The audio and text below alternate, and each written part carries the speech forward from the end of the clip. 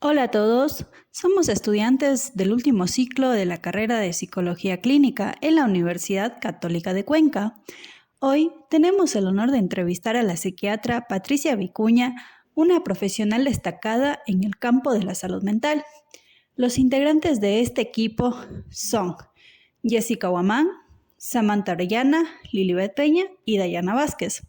A través de esta entrevista esperemos profundizar relevantes temas sobre la psiquiatría, la psicofarmacología y sobre todo el equipo interdisciplinario entre el psicólogo clínico y el psiquiatra. Agradecemos a la doctora Vicuña por su tiempo y disposición para compartir su experiencia y conocimientos con nosotros. Y yo les voy a dar un breve resumen sobre lo que es el TOC. En sí, el TOC es un trastorno mental caracterizado por obsesiones y compulsiones que afectan la vida social, individual y varias áreas de la persona. Las obsesiones son pensamientos o imágenes que causan ansiedad. Y las compulsiones son aquellos comportamientos o acciones que se generan a través de estas obsesiones para calmar la ansiedad, para reducir o para evitar la ansiedad. Entonces, esto se puede deber por varios factores. Existen factores biológicos, que puede existir una alteración serotoninérgica en el cerebro, y también existen factores genéticos, como que ya existe un antecedente en la familia de TOC. Hay también factores psicológicos, donde puede haber tal vez algún trauma o algún factor muy estresante, y también puede anteceder una personalidad muy perfeccionista, o tal vez que no sea tolerante a la... Puede anteceder una personalidad muy perfeccionista, o tal vez que no sea tolerante a la incertidumbre. Y también hay factores sociales, que puede ser que vengan ya por lo social o por lo familiar, en donde se le exija mucho a esta persona ser demasiado muy ordenada, muy controlada. Ya, esos serían los factores principales. Bueno, continuando con lo que mencionó mi compañera Dayana, mi nombre es Samantha Orellana, y como ella mencionó, esas son algunas de las manifestaciones clínicas del TOC o del trastorno obsesivo compulsivo, que como mencionó, básicamente se caracteriza por tener obsesiones y compulsiones. Entonces, las obsesiones más que nada son pensamientos, creencias o impulsos que generan ansiedad o malestar en la persona que padece este trastorno. Por ejemplo, entre una de las manifestaciones más comunes de las obsesiones es el miedo a la contaminación, que esto se caracteriza más por la preocupación constante de que esa persona pueda ser contagiada por alguna bacteria, algún virus. Otra también es la necesidad de orden, que buscan usualmente que las cosas estén ordenadas por color, por simetría, y buscan que siempre esté todo muy perfeccionado. Eso es en cuanto a las obsesiones. Entonces vamos con las compulsiones, que básicamente son comportamientos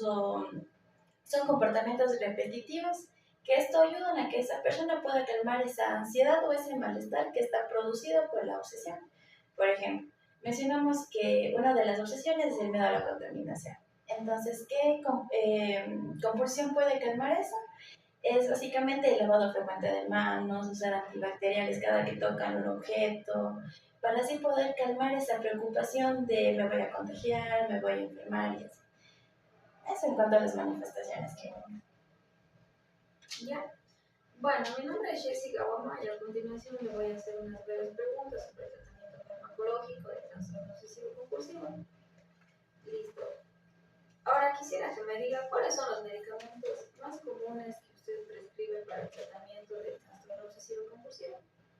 Teniendo en consideración que el trastorno obsesivo compulsivo tiene, como decían en ese momento, su base genética y también biológica, neurobiológica, que afecta la serotonina, el neurotransmisor en nuestro cerebro. Entonces, los inhibidores selectivos de la recaptura de serotonina son el principal tratamiento que se emplea en el trastorno obsesivo compulsivo. A diferencia de las dosis que nosotros empleamos, por ejemplo, de estos fármacos para control de ansiedad o depresión, en el trastorno obsesivo compulsivo las dosis de estos tienen que ser más elevadas. Entonces hablamos de dosis que pueden llegar a duplicar o triplicar lo habitual que nosotros empleamos para los otros trastornos, ¿no es cierto? Dependiendo de si el trastorno obsesivo compulsivo es de fácil manejo o si es que a lo mejor tiene asociado un componente de ansiedad muy elevado, podemos ocasionalmente y por cortos periodos también darle, por ejemplo, un ansiolítico, hablemos de alguna benzodiazepina, clonazepam, alprazolam, pero eso es por cortos periodos. Y también cuando hay algunos otros componentes, porque puede existir comorbilidades, es decir, que existan más de 2 trastornos mentales en la persona, pues dependiendo del trastorno comórbido se puede asociar un antipsicótico, ¿verdad? Un estabilizador del ánimo. Pero básicamente y de primera línea, los inhibidores selectivos de recaptura, como puede ser, por ejemplo, la sertralina, la fluoxetina, también tenemos el Luvos, que es uno de los fármacos que más se emplea. Listo. ¿Cuál es la dosis inicial del inhibidor selectivo de recaptación de serotonina que se le administra al paciente que tiene trastorno obsesivo compulsivo? Dependiendo del fármaco que nosotros deseemos emplear, si es que vamos por lo más básico y le vamos a dar, por ejemplo, fluoxetina. La fluoxetina viene en presentación de 20. Dependiendo del fármaco que nosotros deseemos emplear, si es que vamos por lo más básico y le vamos a dar, por ejemplo, fluoxetina. La fluoxetina viene en presentación de 20 miligramos, entonces siempre iniciamos estos fármacos en dosis fragmentada, iniciaríamos con un cuarto, 5 miligramos, y fuéramos subiendo dependiendo de la tolerancia. A veces se hace cada 4 días, se duplica la dosis hasta llegar a una dosis promedio en el top, como les digo, tiene que ser un poco más alta. Entonces llegamos a la dosis mínima efectiva de la fluoxetina, que es 20 miligramos, la administramos por 4 semanas, evaluamos la respuesta al fármaco. Si es que hay una respuesta parcial, entonces elevamos dosis, duplicamos la dosis a 40 miligramos.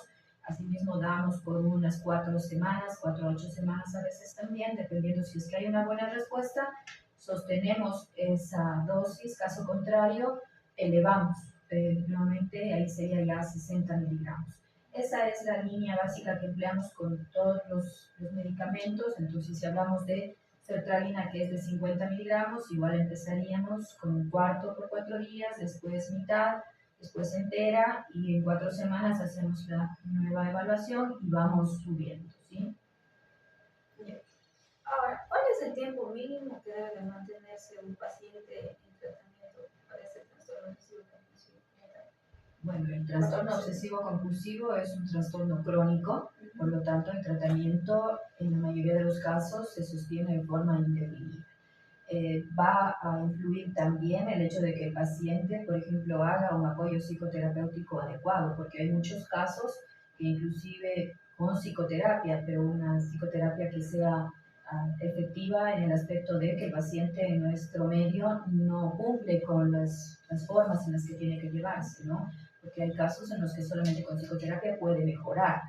Siempre los tratamientos asociados entre lo que es un fármaco y la psicoterapia son más efectivos, pero el medicamento normalmente, en la mayoría de los casos, es indefinido.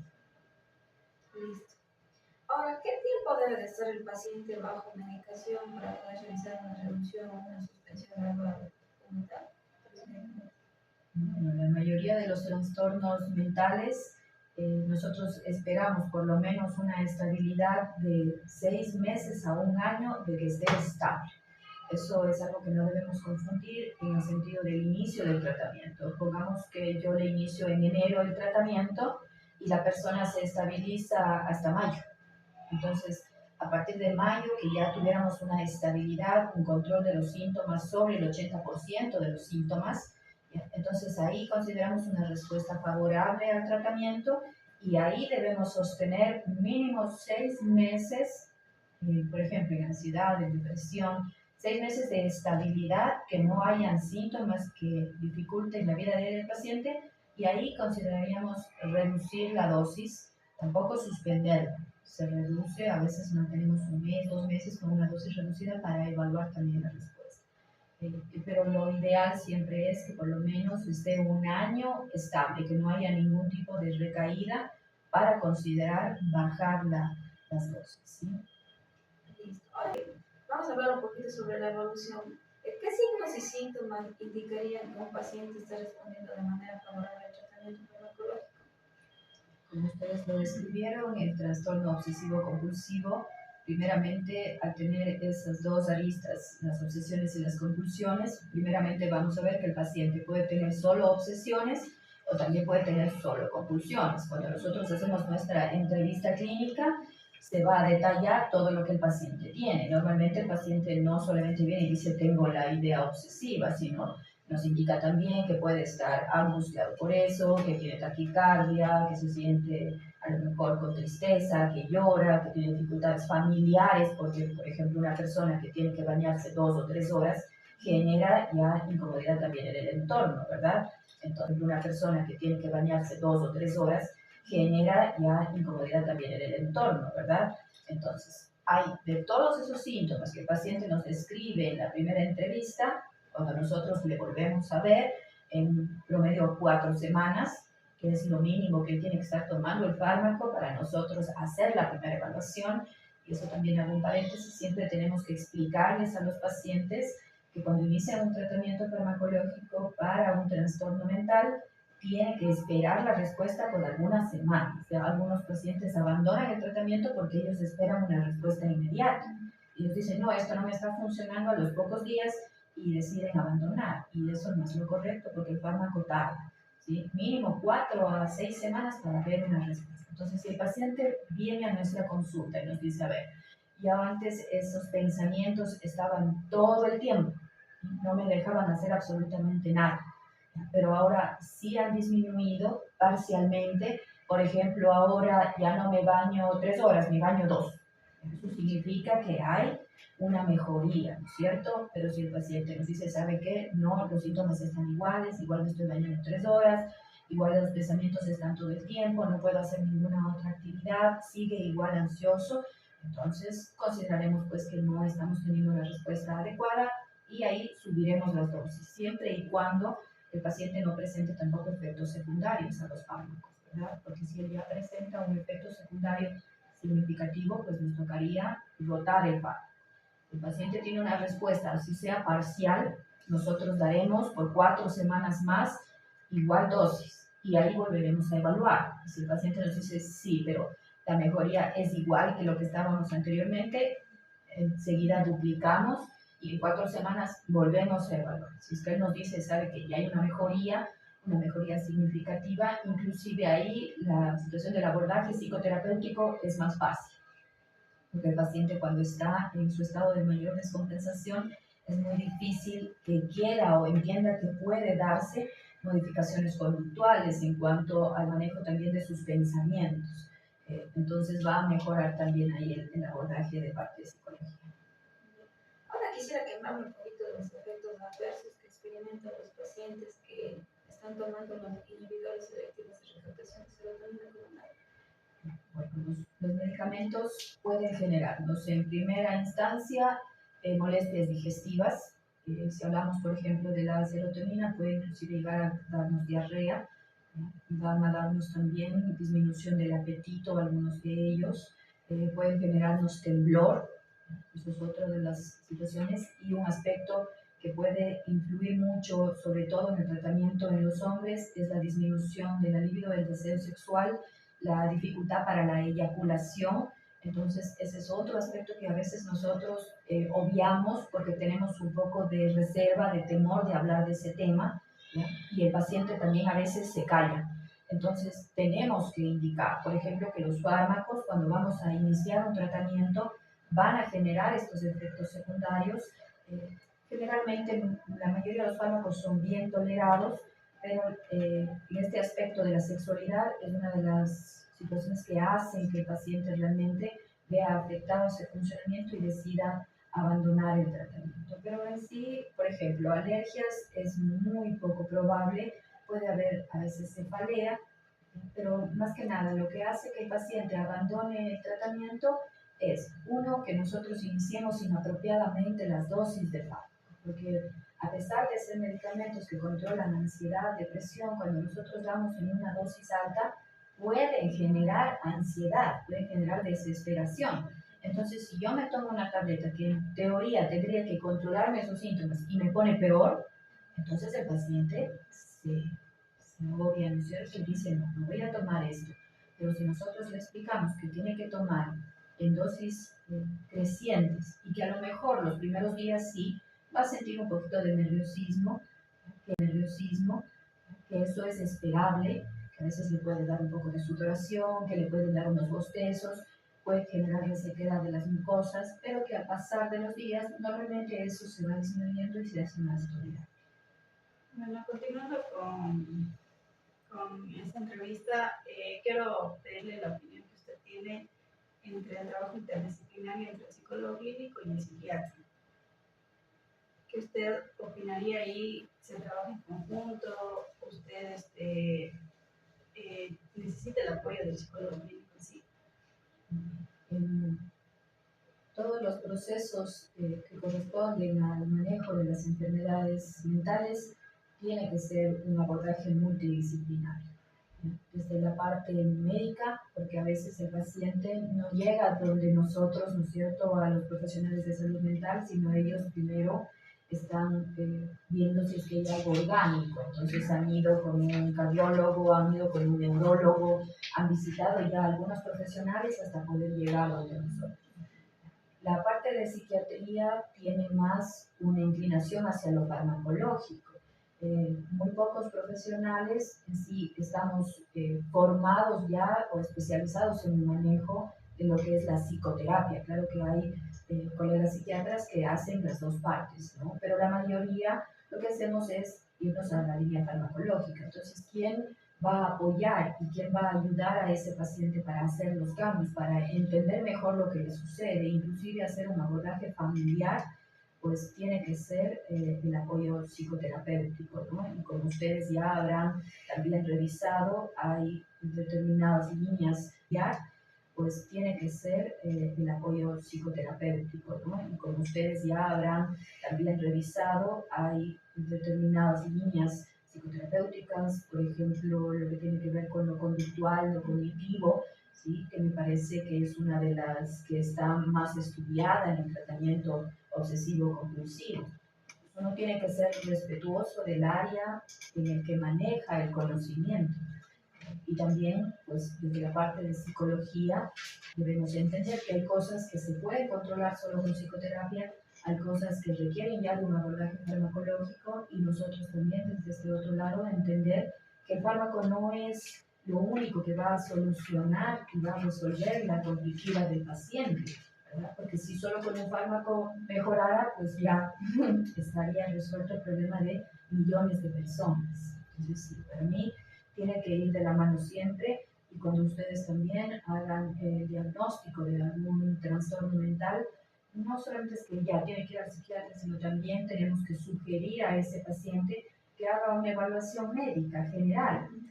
El paciente, por ejemplo, con trastorno obsesivo compulsivo en niños, a lo que se denomina la enfermedad de Pandas, que está relacionada con una infección.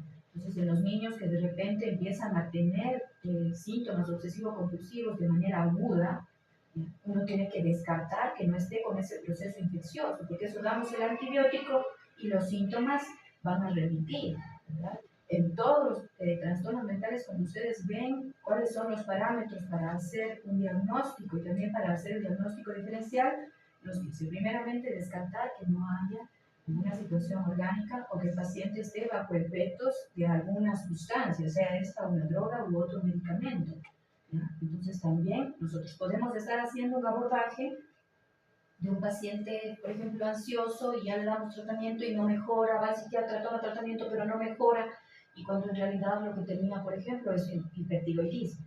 Y si no controlamos eso, pues no vamos a mejorar. Entonces, por eso sí, siempre tenemos que ir de esa línea, que el paciente venga ya, independientemente que venga a mi consulta de psicología, que yo haga el abordaje, siempre sugerirle que también se haga un chequeo médico general para ver cómo está la parte hormonal, sobre todo, de esa persona. Utilizan ustedes para prevenir las recaídas en pacientes que ya han sido dados de alta? Bueno, los pacientes en trastorno obsesivo compulsivo, muchas de las ocasiones, lamentablemente abandonan el tratamiento cuando ya se ven mejor, o en algunos casos cuando no hay una buena respuesta, porque hay lamentablemente un porcentaje significativo de pacientes que no tienen una respuesta favorable, entonces se dejan el tratamiento. Pero cuando uno tiene una buena empatía con el paciente, cuando uno sabe indicarle, sabe educarle cuál es la razón por la cual está así y cuál es la razón por la que vamos a dar un tratamiento. Y cuando el paciente sale con el alta, le podemos explicar, a ver, cuáles son las señales de alarma. Si es que el paciente sabe que su trastorno es algo que puede recurrir, que puede regresar nuevamente, bien sea de forma espontánea o asociado a algún evento estresor, entonces ustedes tienen que educarle. Personalmente yo le digo al paciente cuando se va de alta, que uno le retira la medicación a ese paciente, digamos, otra vez, yo le retiro la medicación hoy, ese paciente viene a una consulta de seguimiento conmigo en un mes, si es que no tiene ningún síntoma, está bien, vuelve a una consulta conmigo en 3 meses, si en 3 meses que viene a esa consulta está bien, finalmente yo le doy el alta. Antes de ello, no. Y el paciente se va con una lista de signos de alarma.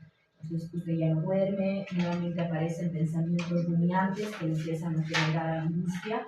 Entonces, inmediatamente tiene que regresar a una evaluación con el profesional. Entonces, eso también ustedes, cuando ya le dan el alta a un paciente, ¿no es cierto?, que ha terminado un proceso psicoterapéutico, le indicarán algunos factores que pudieran estar en riesgo para que busque nuevamente ayuda.